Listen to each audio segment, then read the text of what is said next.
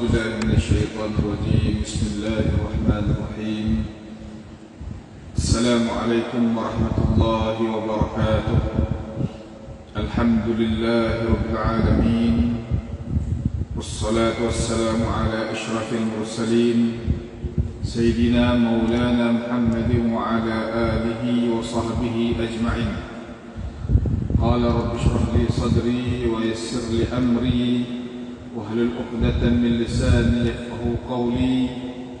اللهم نور قلوبنا بنور هدايتك كما نورت الأرض بنور شمسك أبدا أبدا يا أرحم الراحمين.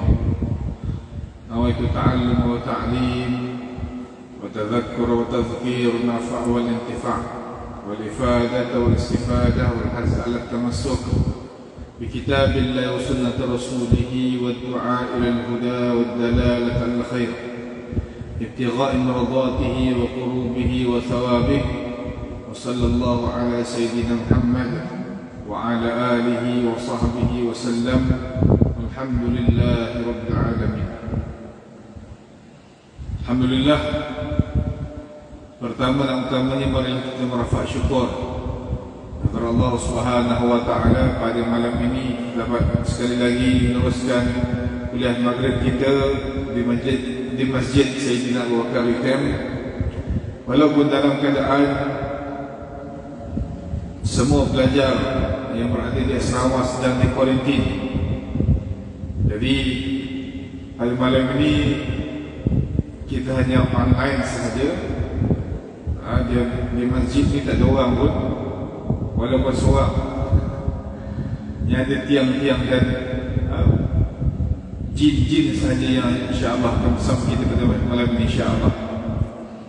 Dan kita mendoakan agar sahabat-sahabat kita yang sedang di kuarantin itu dipermudahkan segala urusan dan diberi kesihatan oleh Allah Subhanahu wa taala insya-Allah. Dan sebelum kita meneruskan, sama-sama kita menghadiri surah Al-Fatihah ke atas junjungan besar Nabi Muhammad sallallahu alaihi wasallam, ahli keluarganya, para sahabat dan pengikut sahabat, seterusnya ke ulama-ulama terdahulu, ibu bapa kita, kaum muslimin dan muslimat, mukminin dan mukminat. Al-Fatihah. A'udzubillahi minasyaitonir rajim. Bismillahirrahmanirrahim. Alhamdulillahi rabbil alamin, arrahmanir rahim, maliki yaumiddin. Iyyaka na'budu wa iyyaka nasta'in. Ihdinas siratal mustaqim, siratal ladzina an'amta 'alaihim ghairil maghdubi 'alaihim waladdallin. Amin. Allahumma shalli 'ala sayyidina Muhammadin nabiyil ummi wa 'ala alihi wa sahbihi wa sallim. اللهم صل على سيدنا محمد النبي الأمي وعلى آله وصحبه وسلم. اللهم صل على سيدنا محمد النبي الأمي وعلى آله وصحبه وسلم. اللهم صل على سيدنا محمد النبي الأمي وعلى آله وصحبه وسلم. اللهم صل على سيدنا محمد النبي الأمي وعلى آله وصحبه وسلم.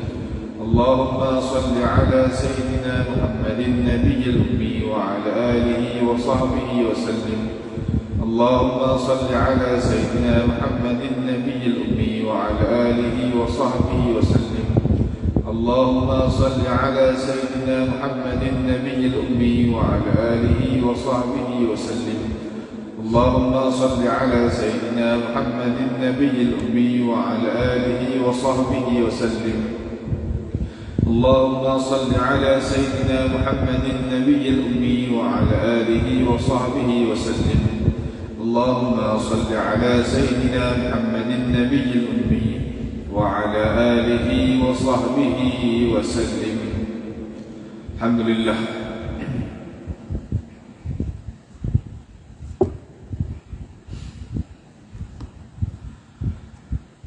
Baik, insya-Allah tuan-tuan, sahabat-sahabat yang dirahmati Allah Subhanahu wa taala, pada malam ini kita akan sambung lagi perbahasan berkaitan dengan rukun iman. Rukun iman yang mana minggu lepas kita membincangkan Rukun iman yang pertama iaitu percaya kepada Allah Subhanahu wa taala, kemudian percaya kepada malaikat, dan pada malam ini insya-Allah kita akan menyambung lagi perbahasan rukun iman yang ketiga, iaitu percaya kepada kitab-kitab Allah Subhanahu wa taala.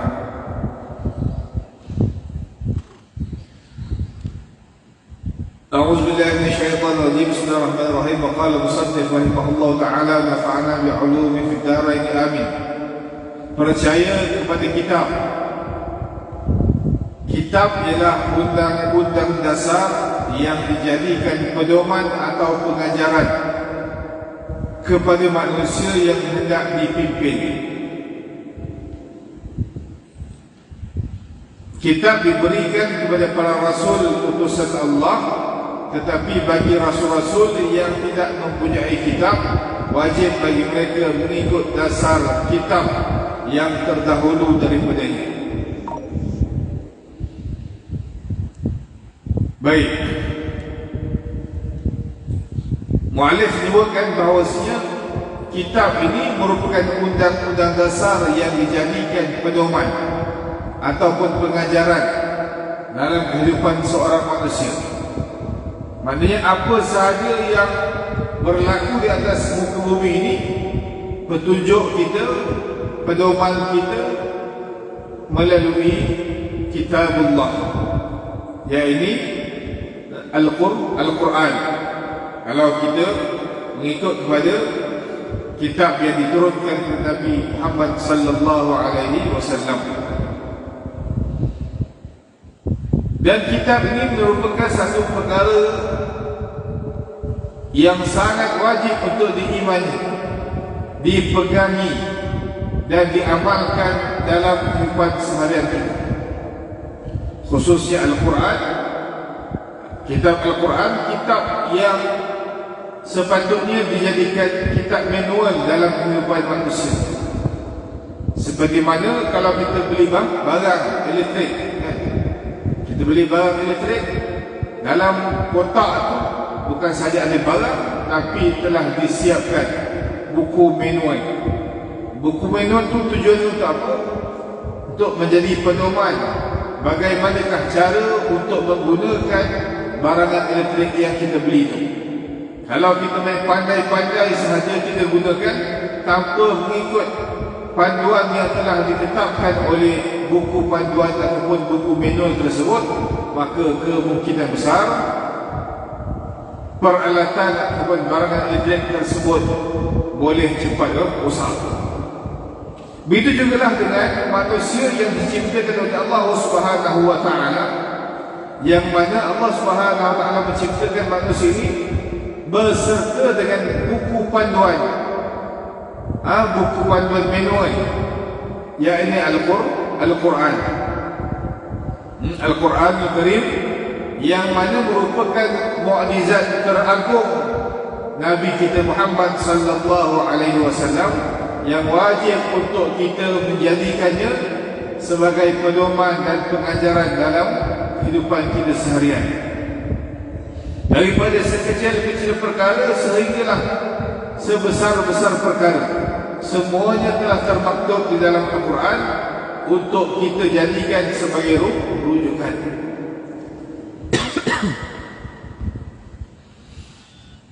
Dan kitab ini diberikan kepada para rasul utusan Allah, tetapi bagi rasul yang tidak mempunyai kitab, wajib bagi mereka mengikut dasar kitab yang terdahulu daripadanya.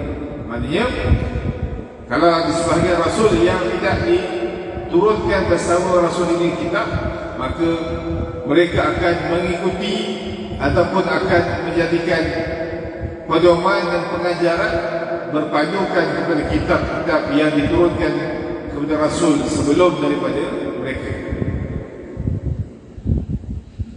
Dan beriman ataupun percaya kepada Alkitab ini merupakan satu cabang dari rukun iman.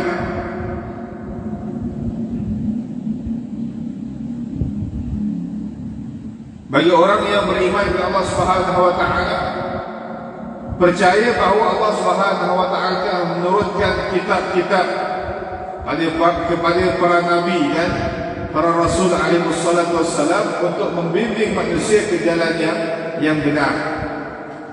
Ia diakhiri dengan kitab Al-Quran. Nabi yang terakhir mendapat kitab yang terakhir, yaitu Nabi kita Muhammad sallallahu alaihi wasallam, khataman nabiyyin, pengakhir kepada para nabi dan rasul alaihi wasallam, dan buku panduan yang diturunkan oleh Allah Subhanahu wa taala kepada baginda Rasul sallallahu alaihi wasallam juga merupakan buku panduan yang terakhir. Tidak ada lagi buku panduan ataupun kitab yang diturunkan selepas daripada Al-Quran. Baik, kemudian kita lihat pembahagian kitab. Kitab-kitab ini terbahagi kepada dua. Kitab-kitab terbahagi kepada dua. Yang pertama dinamakan suhuf. Dinamakan suhuf. Apakah yang dinamakan suhuf?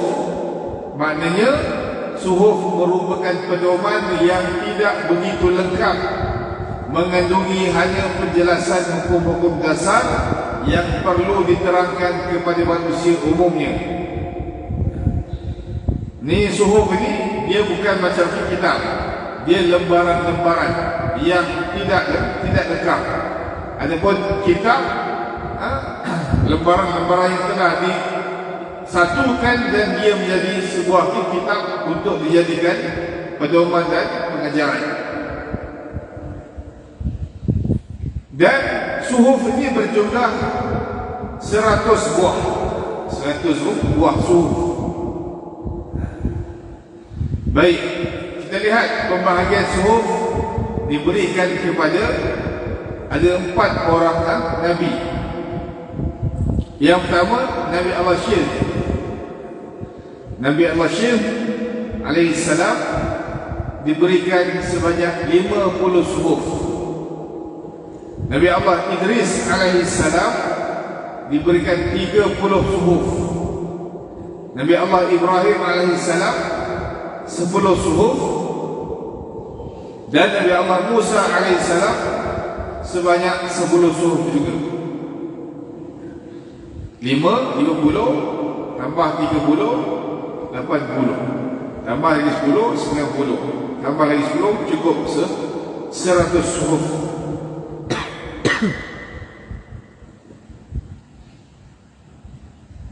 Baik, itu pembahagian suhuf diberikan kepada 4 orang nabi yang disebutkan tadi.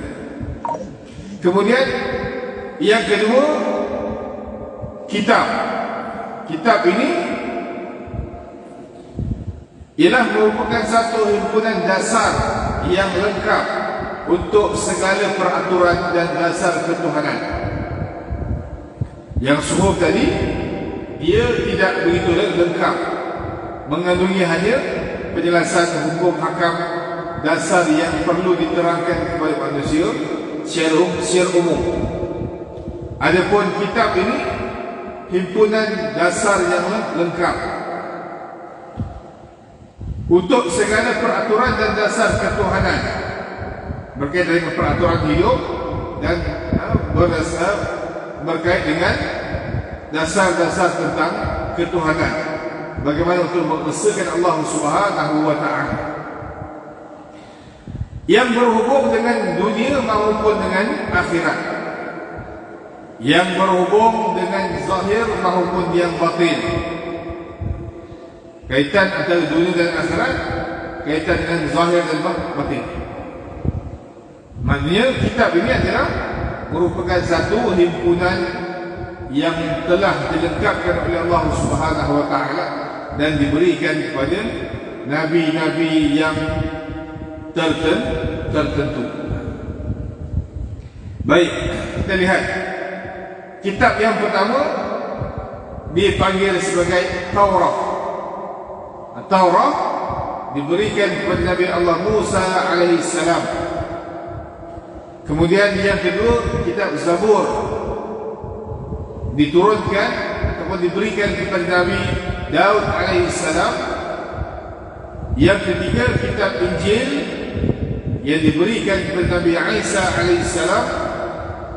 Dan yang terakhir, yaitu Al-Quran yang diturunkan kepada Nabi kita Muhammad sallallahu alaihi wasallam.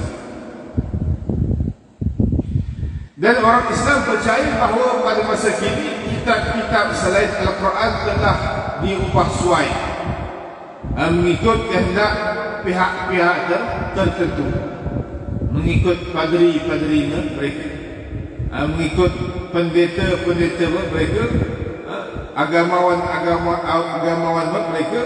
Nak ikut kesesuaian, kena ikut kitab, kena ikut kepada agamawan mereka. Semua kitab telah diubah suai mengikut kehendak orang-orang yang mempunyai kepentingan duniawi. Maka ia bukan lagi merupakan naskah-naskah yang tulis, baik Taurat, baik Zabur, baik Injil. Dia tidak merupakan lagi naskah yang tulis. Semua yang telah dimanipulasi oleh pihak-pihak tertentu yang ada kepentingan.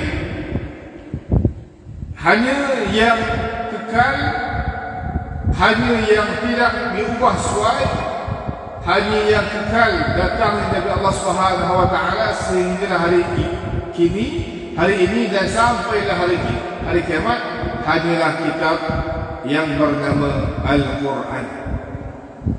Dan Allah Subhanahu wa taala telah menjanjikan bahawasanya Allah Subhanahu wa taala akan menjaga dan memelihara kitab Al-Quran ini daripada sebarang penyelewengan, daripada sebarang perubah suaian, dari sebarang perkara-perkara yang boleh meragukan manusia itu sendiri.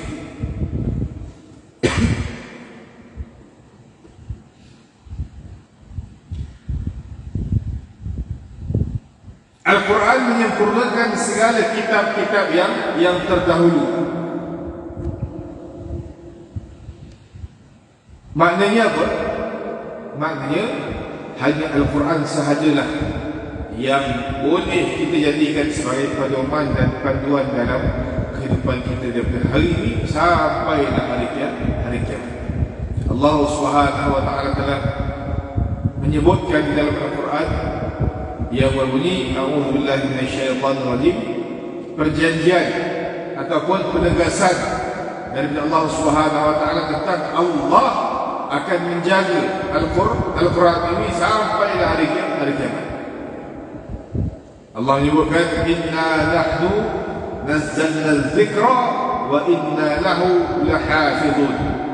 Sesungguhnya kamilah yang telah menurunkan al-dzikra, yakni Al-Quran, wa inna lahu lahafizun, dan kami jugalah yang akan menjaga Al-Quran tersebut. Ini satu statement dari Allah Subhanahu wa taala yang mana Allah yang menurunkan Al-Quran, Allah jugalah yang akan memelihara Al-Quran daripada sebarang penyelewengan, mengubah suaian daripada pihak-pihak yang tidak bertanggungjawab. Baik. Dan setiap Muslim tentu berkewajipan memuliakan Al-Quran dan dilarang merendahkannya. Wajib bagi kita yang beriman kepada Allah Subhanahu wa taala, yang beriman kepada hari akhirat, yang beriman kepada Al-Quran, wajib kita memuliakan Al-Quran. Dan ditegah sama sekali untuk kita meremehkan ataupun memandang rendah kepada Al-Quran. Baik, bagi seseorang yang mengaku beriman kepada Allah Subhanahu wa taala, maka dia kena menjaga sebaik mungkin, memuliakan Al-Quran, memuliakan Al-Quran bukan sahaja hanya membaca sahaja, tetapi hendaklah kita mengangkat Al-Quran ini ke tahap yang paling tinggi di sisi Allah Subhanahu wa taala. Bukan sahaja kita membaca, tapi kita beramal dengan Al-Quran. Kita wajib memperjuangkan hukum yang terdapat di dalam Al-Quran. Dan mushaf Al-Quran jangan dipandang remeh. Jangan dipandang remeh. Sebab bila mana kita memandang remeh kepada mushaf Al-Quran, seolah-olah kita telah memandang remeh akan isi yang terdapat di dalam Al-Quran itu sendiri. Sebablah kalau kita lihat ulama membahaskan tentang bagaimana seseorang yang beristihza, meremehkan, memandang rendah kepada hatta helayan daripada mushaf Al-Quran, pandang rendah. Contoh biasa yang saya sebutkan sebelum ini tentang kalau kita ada dekat masjid, kemudian nampak tadi cicak, kita cari kertas tak jumpa, nak buang tadi cicak. Kemudian kita nampak mushaf Al-Quran, bagus punya tu tersusun, kan? Bagus punya tu tersusun. Kita pun ambil satu mushaf Quran, kemudian bukan apa sangat pun, setakat Quran ni pun. Dalam hati kita kata bukan apa sangat pun, setakat Quran saja pun. Ambil gerak, goyak sikit daripada helaian Al-Quran itu. Kemudian ambil jejak, pergi buang jejak dengan helaian Al-Quran tersebut. Istihza bil Quran, maka hukumnya kafir. Orang tersebut telah terkeluar dari Islam. Jadi kena berhati-hati. Kita kena memuliakan Al-Quran. Kan orang dulu orang lama untuk berulang lama dulu mengajar kita bagaimana nak pegang Quran, kemudian nak memuliakan Al-Quran, nak meraihkan Al-Quran. Bukan sahaja kita bawa beg, kemudian dia tangkai memanjang kita belenggang macam tu sahaja. Kena pegang sungguh-sungguh Quran tu dekat kita punya rusuk kita ni. Kemudian nak baca Quran, ada yang letak atas kepala, kemudian ada yang cium Al-Quran, mushaf Al-Quran. Semua itu diajarkan untuk kita belajar untuk memuliakan Al-Quran. Walaupun tidak ada hadis Nabi SAW yang menyebutkan begitu. Nak kena jujur kan, orang biasa buat kan. Kalau kita tengok ni Quran, orang tak Quran. Kalau kata Quran terjatuh je ke lantai, kita ambil, kita letak ni, cium kan, letak atas kepala, cium.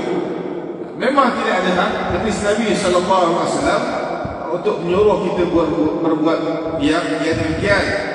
Tetapi itulah yang diajarkan oleh tok guru kita, bagaimana antara cara untuk kita beradab dengan Al-Quran, memuliakan Al-Quran. Jadi tidaklah jadi satu kesalahan kalau kita letak atas kepala, kemudian kita cium mushaf Al-Quran. Baik. Kemudian lantas bagaimana hukum atas perbuatan yang merendahkan ataupun orang yang menghina Al-Quran itu? Dalam surah At-Taubah ayat 65 dan 66 telah memberikan penjelasan bagi siapa yang merendahkan atau mengejek ataupun memandang rendah kepada Al-Quran. Allah Subhanahu wa taala menyebutkan di dalam Al-Quran, a'udzubillahi minasyaitonir rajim, wa la in sa'altahum la yaqulunna innama kunna nakhudu wa nal'ab qul abillahi wa ayatihi wa rasulihi kuntum tastahzi'un la ta'tadhiru qad kafartum ba'da imanikum in na'fu an ta'ifatin minkum nu'adzib ta'ifatan bi'annahum kanu mujrimin. Dan jika kamu tanyakan kepada mereka tentang apa yang mereka lakukan itu, tentulah mereka akan menjawab, sesungguhnya kami hanyalah bersenda gurau dan bermain-main sahaja.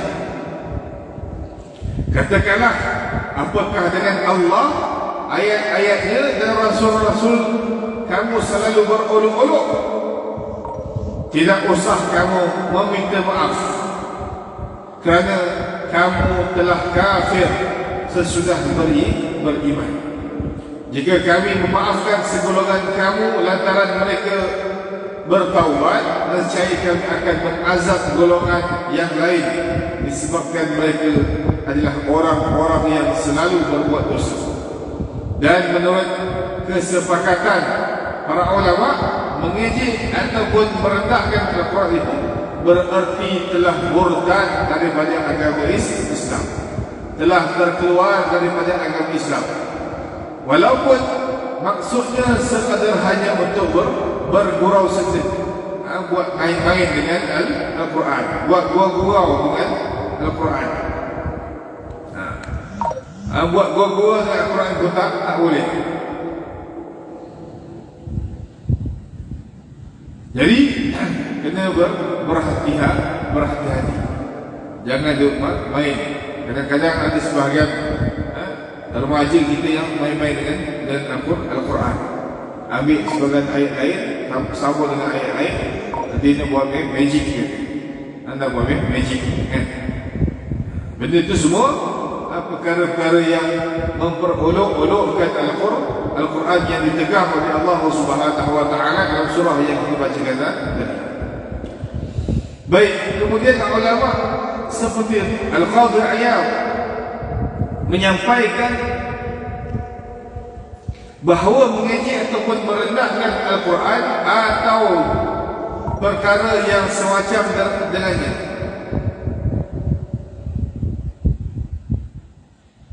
adalah termasuk dalam kategori orang yang kafir. Maksudnya orang kafir mengejek ataupun merendahkan Al-Quran ataupun yang sejenis dengannya, termasuk dalam kategori orang kafir, orang yang terkeluar dari Islam. Sama jugalah yang saya sebutkan sebelum ni. Ada orang duk perli main dengan Al-Quran. Kalau kata Al-Quran ini dilaksanakan, hukum Quran ini dilaksanakan, semua orang kena potong tangan, ramai orang akan makan sup tangan. Kalau kata hukum rejam dilaksanakan, maka habis batu-batu dekat dunia ni, kita nak buat jalan raya pun tak boleh. Sebab apa? Sebab semua batu digunakan untuk merejam orang. Ini apa cerita ni? Apa perkataan macam ni? Perkataan ini nak merendahkan Al-Quran, mengejek Al-Quran, istihza' bil Quran, maka hukumnya kafir. Orang ni terkeluar daripada Islam, wal'iyadu billah. Sebablah lidah kita ni memang tak tulang kan, tapi kena jaga-jaga, jangan sampai lidah yang tak tulang ini besok dikerat oleh malaikat di hari akhirat besok dengan sebab celupa di mulut kita tentang Al-Quran. Baik, maka Imam Nawawi juga sepakat menghina Al-Quran adalah kafir. Kemudian Al-Qadhi bin Far'ud Al-Maliki juga menyampaikan tentang kesepakatan para ulama soal kekafiran orang-orang yang merendahkan Al-Quran. Hatta kalau kata dia ambil kertas Al-Quran tu, mushaf tu kan, kita banyak tu goyak, dia buat macam bola ikat getah. Ni mushaf Quran ni, kemudian buat main timbang, sepak timbang, macam dah tak ada kertas lain kan, macam dah tak ada kertas lain, macam dah tak ada surat khabar lagi. Tahu lah sekarang ni orang tak pakai surat khabar, tak baca surat khabar kan. Tapi jangan sampai kita ambil helaian mushaf itu, kita koyak-koyakkan, buat bentuk bola, ikat getah, kemudian buat sepak timbang dengan helaian Al-Quran tersebut. Maka ikhwatiri, itu juga termasuk orang yang telah melakukan perkara yang kufur ataupun telah kafir. Wal'iyadzubillah. Kemudian Al-Maliki menyebutkan sesiapa yang merendahkan Al-Quran atau sejenisnya, atau mengingkari satu huruf darinya, atau mendustai Al-Quran, mengingkari satu huruf daripada Al-Quran itu sendiri, bukan satu ayat. Dia hanya mengingkari satu huruf daripada Al-Quran, ataupun mendustai Al-Quran. Ini sungguh bohong belaka. Ini cerita dalam Quran tak boleh pakai semua cerita pun purba. Mana boleh ikut kan? Kita zaman moden, zaman 2022, zaman moden, tak perlu nak ikut Quran. Kalau ikut Quran, kita akan balik ke belakang. Ni apa punya perkataan yang boleh merosakkan akidah, boleh mengeluarkan seseorang itu terkeluar daripada Islam. Wal'iyadzubillah. Jadi kena jaga. Kalau ingkar satu huruf daripada Al-Quran pun boleh merosakkan akidah, apatah lagi kalaulah kata dia menolak ataupun mengingkari satu ayat daripada Al-Quran, lebih dahsyat daripada itu. Kalau kata satu surah tolak, lebih dahsyat lagi. Kalau satu Al-Quran itu ditolak, lebih dahsyat lagi. Kalau satu huruf pun dah terkeluar daripada agama, telah murtad. Betul lagi kalau yang lebih banyak lagi. Satu ayat kan? Satu ayat kita tolak. Sebab apa? Tak sesuai. Ayat yang biasa digunakan oleh sistem Islam, dia pertikaikan tentang ayat pembahagian faraid. Lelaki 2 bahagian, perempuan 1 bahagian. Dia kata pembahagian ni tak adil, sebab mendiskriminasi golongan wanita. Boleh cakap macam tu pula kan? Macam Quran tu pok dia bunyi, macam pok dia bunyi, suka-suka hati. Ini orang yang tak beriman dengan Al-Quran, biadab dengan Al-Quran, orang yang menolak sebahagian daripada isi kandungan Al-Quran. Maka mereka yang menolak ataupun yang tidak yakin dan tidak mempercayai isi kandungan Al-Quran, maka dia termasuk di kalangan orang yang murtad, terkeluar dari Islam, atau bahkan sampai membuktikan apa yang diingkari. Disebut tadi, atau mengingkari satu huruf darinya, atau mendustai Al-Quran, atau bahkan sampai membuktikan apa yang diingkari, maka termasuk kafir menurut kesepakatan ulama. Dia boleh buktikan bahawasanya konon-kononnya ada benda yang dalam Al-Quran ini salah, tersilap, hukum dia tersilap. Ada sepatutnya ada huruf yang tak perlu ditambah contohnya. Dia boleh membuktikan, padahal pembuktian tersebut bukanlah disebabkan oleh kepakaran ilmu dia, tetapi disebabkan oleh kebodohan diri dia sendiri. Sebab Al-Quran ini pasti dia tidak akan ada kecelaan, tidak ada cacat dan celanya, sebab dia dipelihara oleh Allah Subhanahu Wa Taala, Tuhan yang mencipta sekalian alam, pastinya. Tapi kalau ada sebagian orang kata konon-konon dia boleh buktikan ada kecelaan dalam Al-Quran, dia boleh buktikan konon-konon yang begitu. Sepakat ulama, orang ini terkeluar daripada agama, terkeluar pun disebut dengan murtad.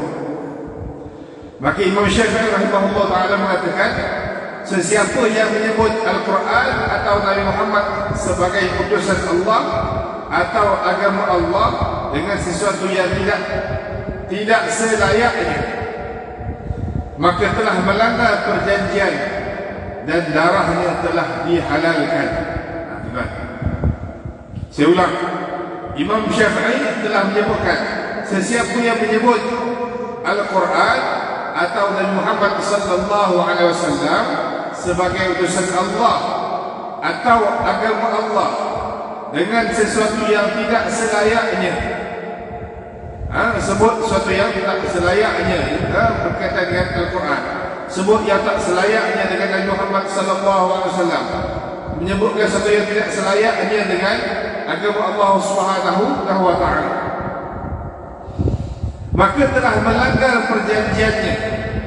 Maka orang ni telah melanggar perjanjiannya dan darahnya telah dihalalkan. Darahnya telah dihalalkan. Maksudnya dia boleh dikategorikan dihukum bunuh. Dihukum bunuh. Serta dibebaskan dari kewajipan-kewajipan kepada Allah Subhanahu wa taala dan Rasul. Maknanya kalau kita tidak dah murtad, maksudnya tak perlu lagi dia beramal dengan amalan dalam Islam. Kemudian Imam Syafi'i juga menegaskan mengolok-olokkan Al-Quran dengan maksud bergurau juga boleh dikategorikan kafir. Imam Syafi'i merujuk kepada surah At-Taubah ayat 65 ke 66 yang disebutkan di atas tadi. Itu antara perkara-perkara yang perlu kita ambil perhatian. Perlu kita berhati-hati ketika mana kita berhadapan ataupun berinteraksi dengan Al-Quran. Bukan mudah-mudah kita nak sebut ikut akal kita yang singkat. Bukan suka-suka kita nak sebut berkaitan dengan Al-Quran, berkaitan dengan Nabi Muhammad SAW, mengikut akal fikiran kita yang CPT. Kita perlu kepada penjelasan daripada Allah Subhanahu wa taala, penjelasan dari Nabi sallallahu alaihi wasallam dan penjelasan daripada para ulama. Jangan ikut pandai-pandai kita, suka-suka kita. Baik, habis percaya kepada kitab. Kemudian kita masuk pula percaya kepada para rasul. Allah Subhanahu wa taala mewajibkan atas setiap orang Islam supaya beriman kepada semua rasul yang telah diutuskan olehnya tanpa membeza-bezakan antara seorang rasul dengan yang lain.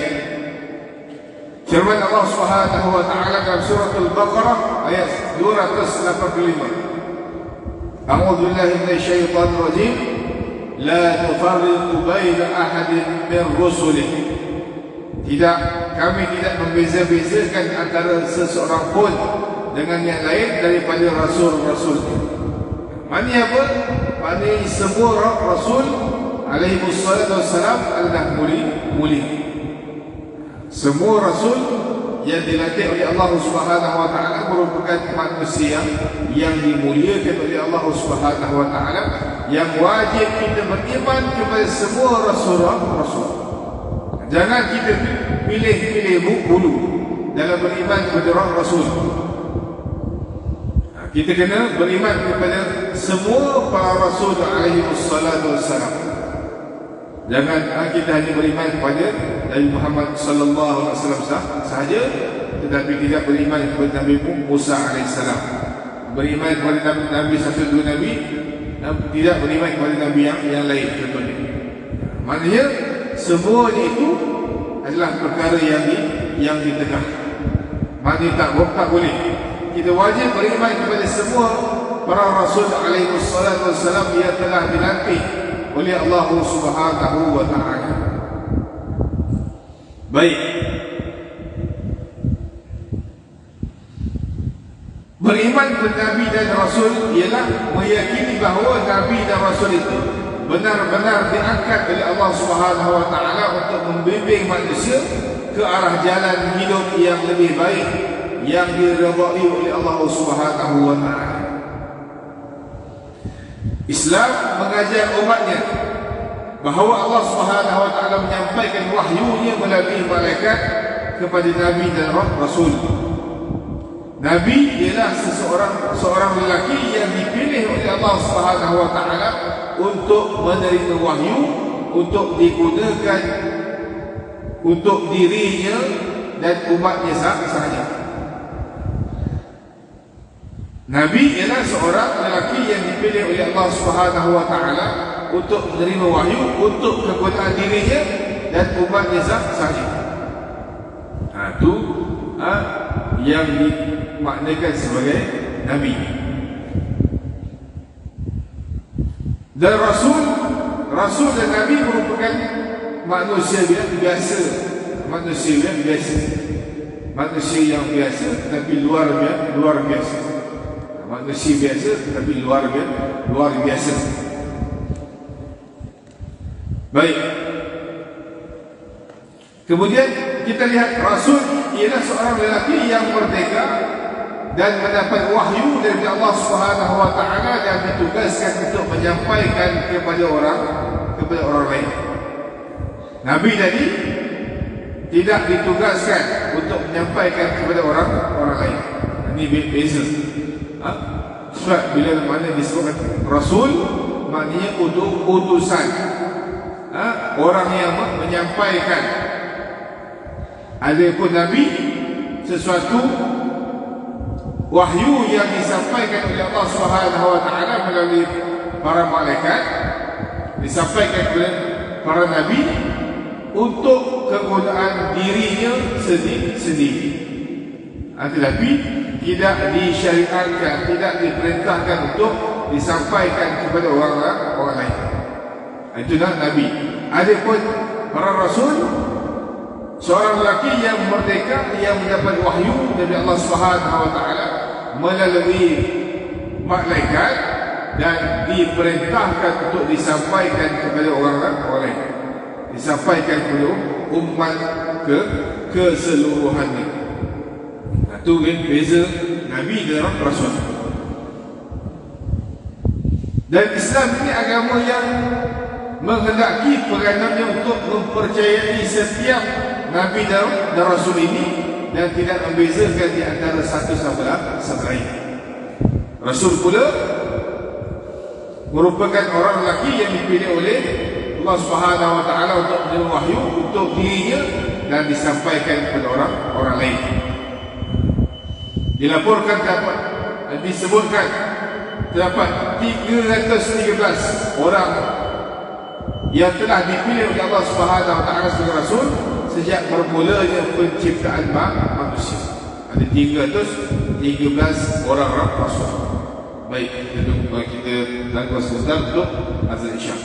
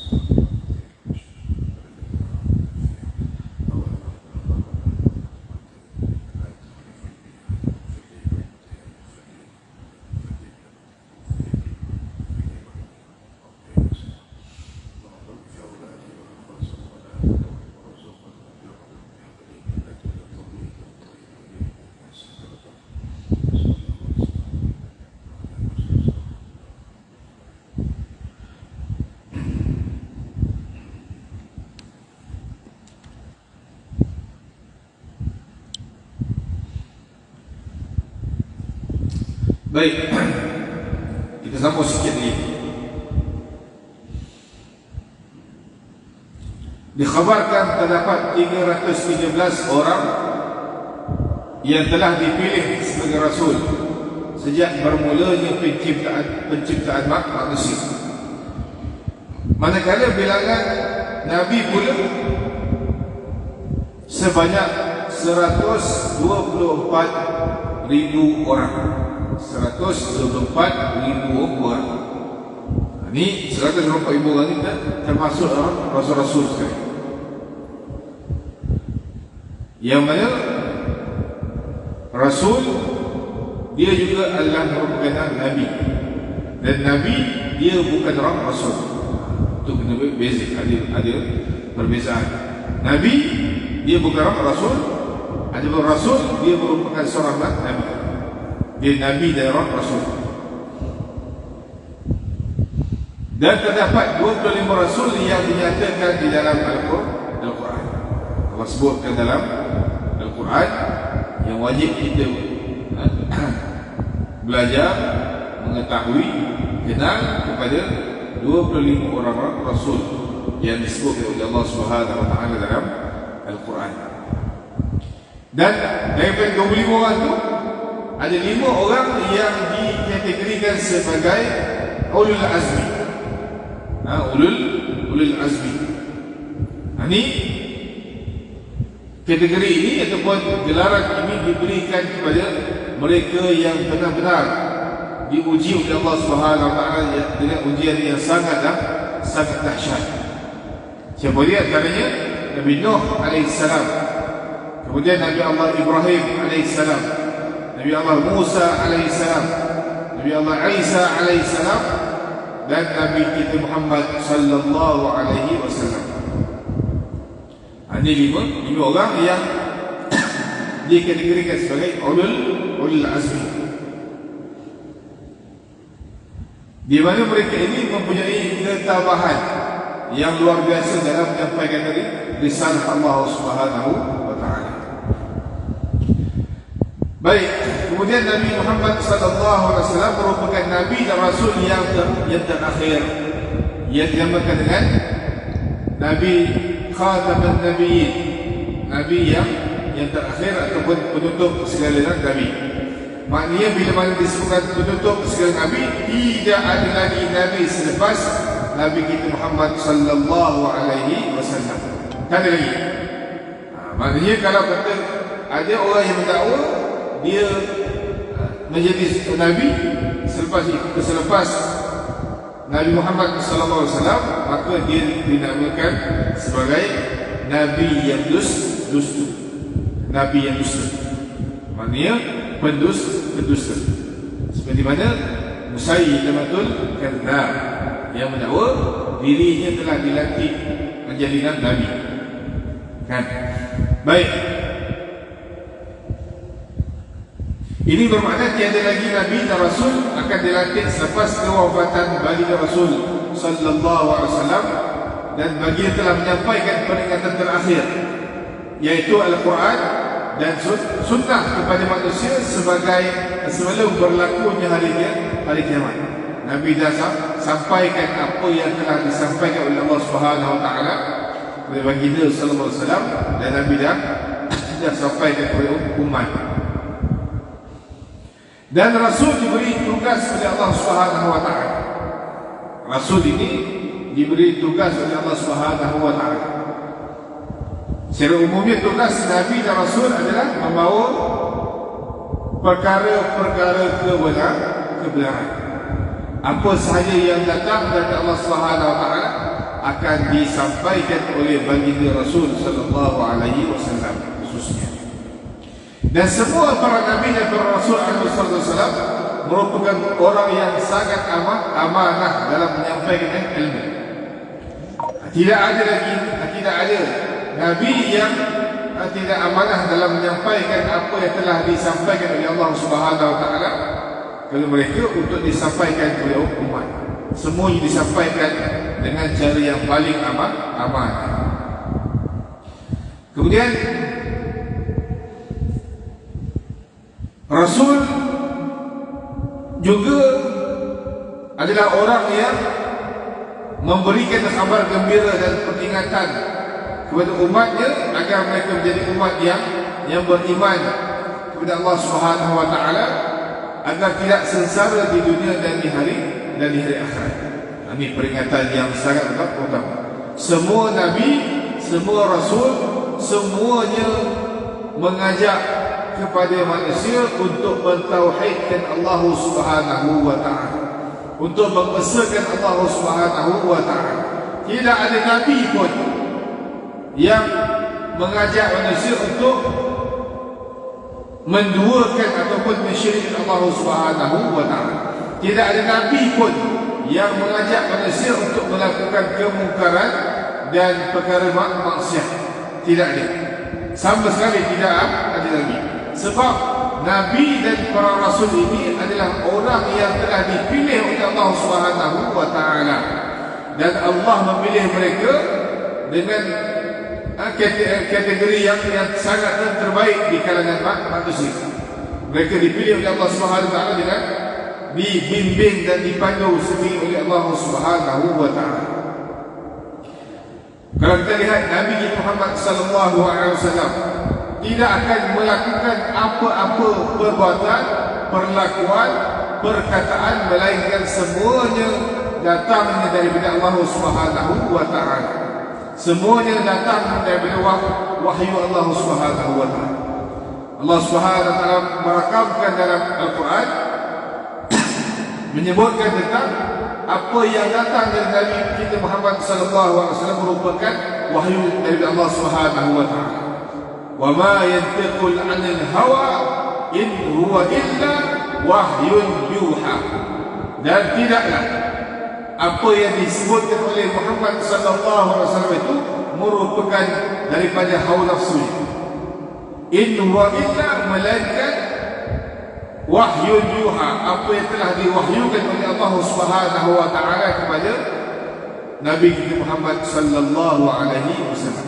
Maka semuanya para nabi dan para rasul alaihi wasallam dipandu oleh Allah Subhanahu wa taala untuk melakukan setiap tugasan yang telah diamanahkan kepada mereka. Dan para rasul diberi wahyu oleh Allah Subhanahu wa taala yang membuktikan bahawa mereka adalah pembimbing dalam segala amal perbuatannya, lantas dijadikan cermin ataupun tauladan kepada umat, menjadi sebagai orang yang selayaknya untuk dicontohi, selayaknya untuk dijadikan tauladan, daripada dilahirkan ataupun diutuskan para nabi dan para rasul alaihi wasallam sampailah pada kita hari ini, sampailah pada hari kiamat besok. Semuanya bertujuan untuk menjadi cermin ataupun tauladan kepada umat, lebih-lebih lagi umat di akhir zaman. Jadi itulah antara sedikit berkaitan dengan beriman kepada Rasul yang dapat kita kongsikan pada malam ini.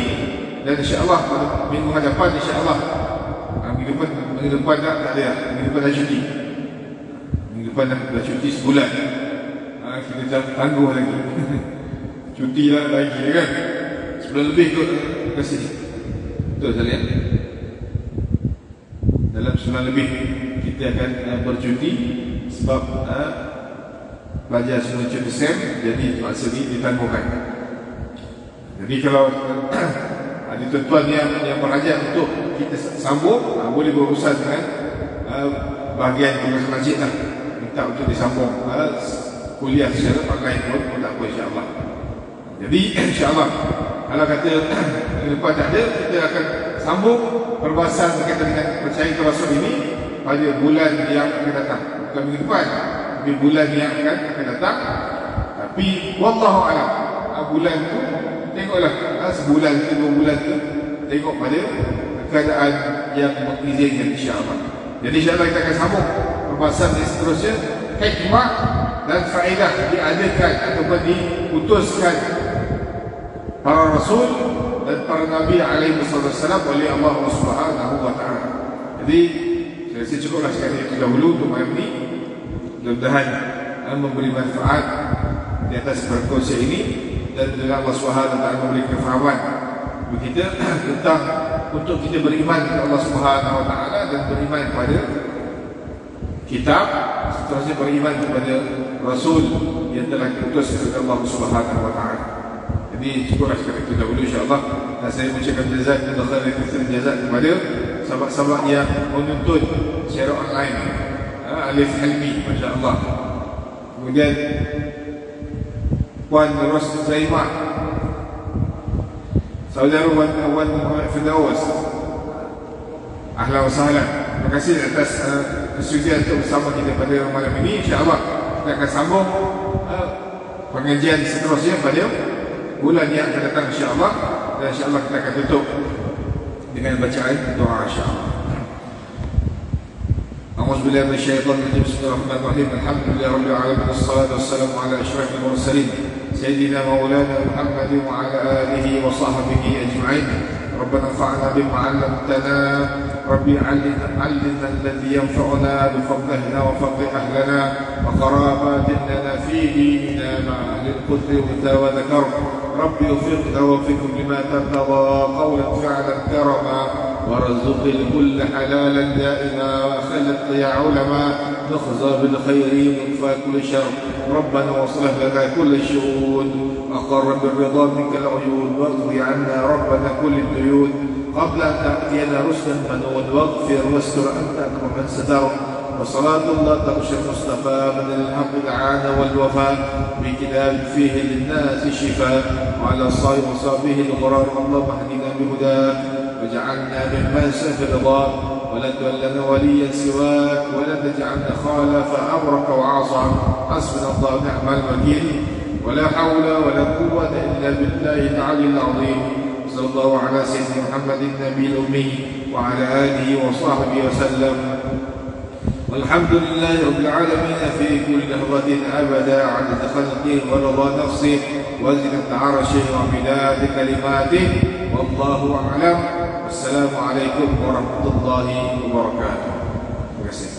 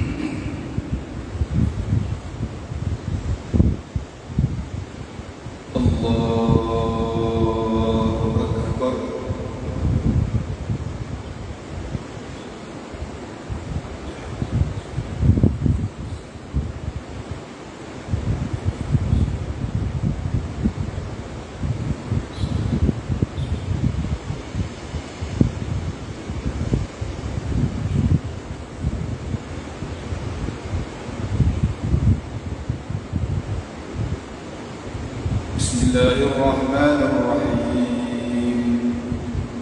الحمد لله رب العالمين الرحمن الرحيم مالك يوم الدين إياك نعبد وإياك نستعين اهدنا الصراط المستقيم صراط الذين أنعمت عليهم غير المغضوب عليهم ولا الضالين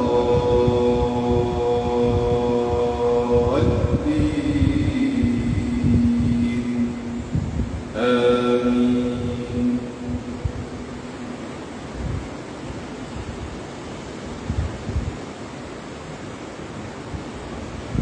بسم الله الرحمن الرحيم. ألهاكم التكاثر حتى زرتم المقابر كلا سوف تعلمون ثم كلا سوف تعلمون كلا لو تعلمون علم اليقين لترون الجحيم ثم لترونها عين اليقين ثم لتسألن يومئذ عن النعيم. الله أكبر.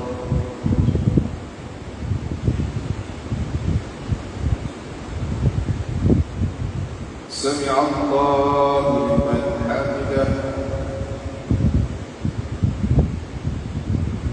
الله أكبر.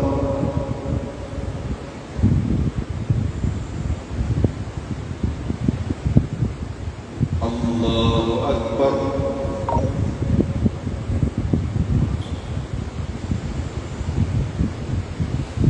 الله أكبر.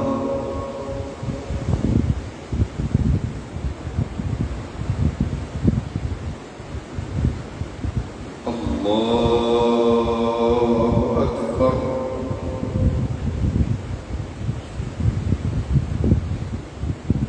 بسم الله الرحمن الرحيم.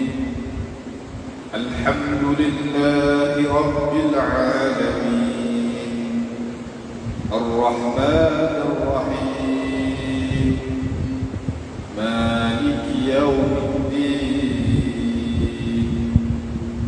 إياك نعبد وإياك نستعين اهدنا الصراط المستقيم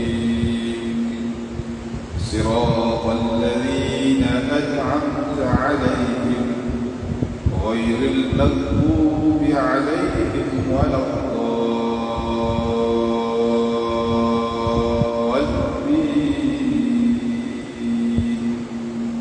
آمين.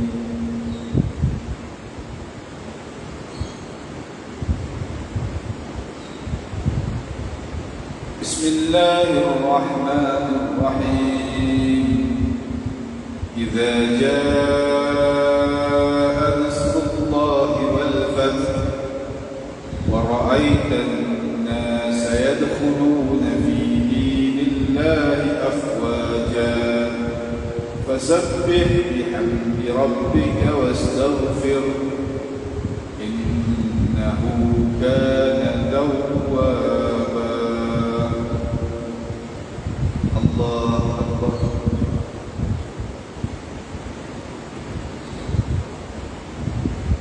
سمع الله لمن حمده الله أكبر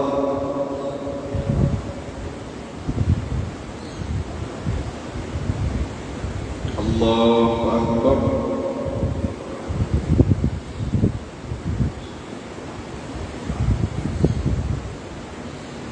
الله أكبر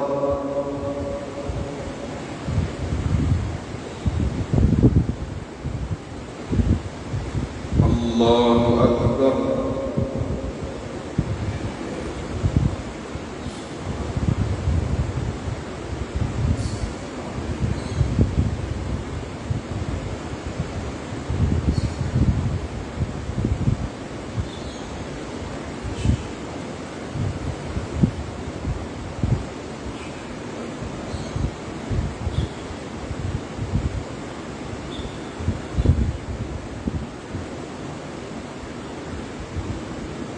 الله أكبر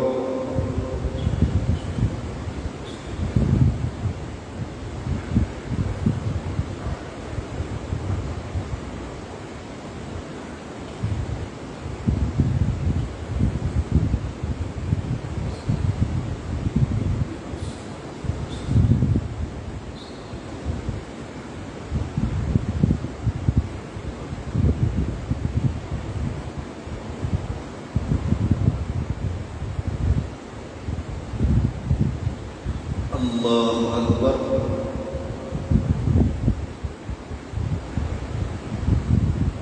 سمع الله لمن حمده الله أكبر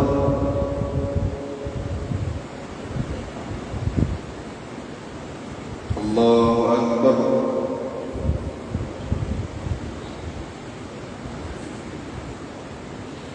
الله أكبر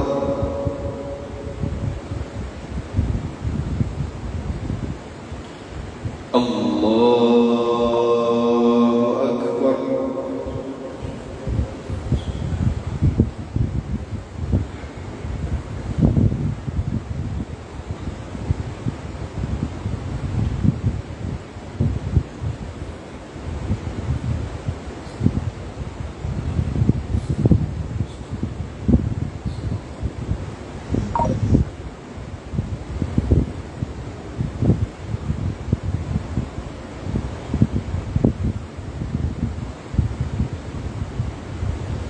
الله أكبر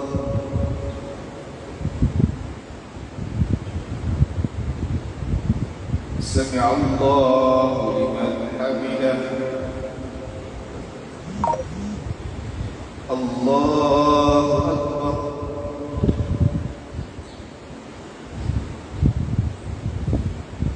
الله أكبر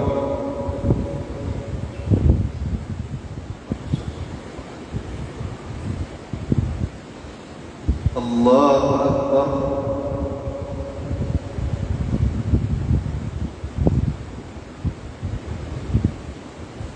الله أكبر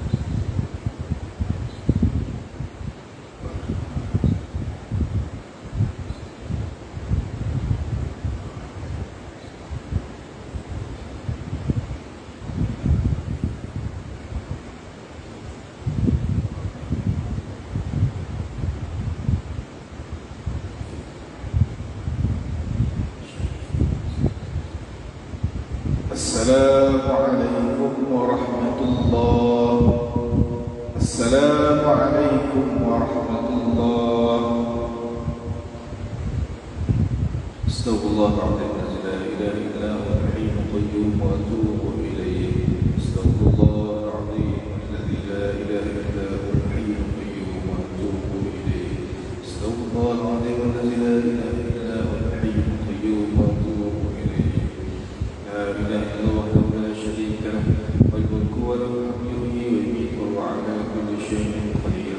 لا إله إلا الله وحده لا شريك له الملك وله الحمد يحيي ويميت وهو على كل شيء قدير لا إله إلا الله وحده لا شريك له الملك وله الحمد يحيي ويميت وهو على كل شيء قدير اللهم أنت السلام ومنك السلام وإليك يعود السلام أين ربنا بالسلام أدخلنا الجنة دار السلام تبارك ربنا وتعالى يا ذا الجلال والإكرام الله لا إله إلا هو الحي القيوم لا تأخذه سنة ولا نوم له ما في السماوات وما في الأرض من ذا الذي يشفع عنده إلا بإذنه يعلم ما بين أيديهم وما خلفهم ولا يحيطون بشيء من علمه إلا بما شاء وسع كرسيه السماوات والأرض ولا يؤوده حفظهما وهو العلي العظيم أعوذ بالله من الشيطان الرجيم بسم الله الرحمن الرحيم الحمد لله رب العالمين والصلاة والسلام على أشرف المرسلين سيدنا مولانا محمد وعلى آله وصحبه أجمعين اللهم ربنا تقبل منا صلاتنا دائما واغفر لنا ذنوبنا عامة ولا تعذبنا يوم القيامة إنك على كل شيء قدير اللهم اغفر لنا ذنوبنا ولوالدينا وارحمهم كما ربونا صغارا والجميع المسلمين والمسلمات والمؤمنين والمؤمنات الأحياء منهم والأموات ربنا ظلمنا أنفسنا وإن لم تغفر لنا وترحمنا لنكونن من الخاسرين ربنا لا تزغ قلوبنا بعد إذ هديتنا وهب لنا من لدنك رحمة إنك أنت الوهاب ربنا هب لنا من أزواجنا وذرياتنا قرة أعين واجعلنا للمتقين إماما رب اجعلنا مقيم الصلاة ومن ذريتنا ربنا وتقبل دعاء اللهم ارزقنا رزقا واسعا حلالا كثيرا طيبا مباركا يا أرحم الراحمين اللهم صيبا نافعا اللهم صيبا نافعا اللهم صيبا نافعا برحمتك يا أرحم الراحمين ربنا عليك توكلنا وإليك نبنا وإليك المصير اللهم إنا نعوذ بك من جهد البلاء ودرك الشقاء وسوء القضاء وشماتة الأعداء اللهم ادفع عنا كل بلاء والوباء والفحشاء والمنكر برحمتك يا أرحم الراحمين اللهم استر عوراتنا وآمن روعاتنا يا أرحم الراحمين ربنا آتنا من لدنك رحمة وهيئ لنا من أمرنا رشدا اللهم اختم لنا حسن خاتمة ولا تختم علينا يا الله بسوء الخاتمة ربنا آتنا في الدنيا حسنة وفي الآخرة حسنة وقنا عذاب النار وادخلنا الجنة مع الأبرار يا عزيز يا غفار يا رب العالمين صلى الله على سيدنا محمد النبي الأمي وعلى آله وصحبه وسلم الحمد لله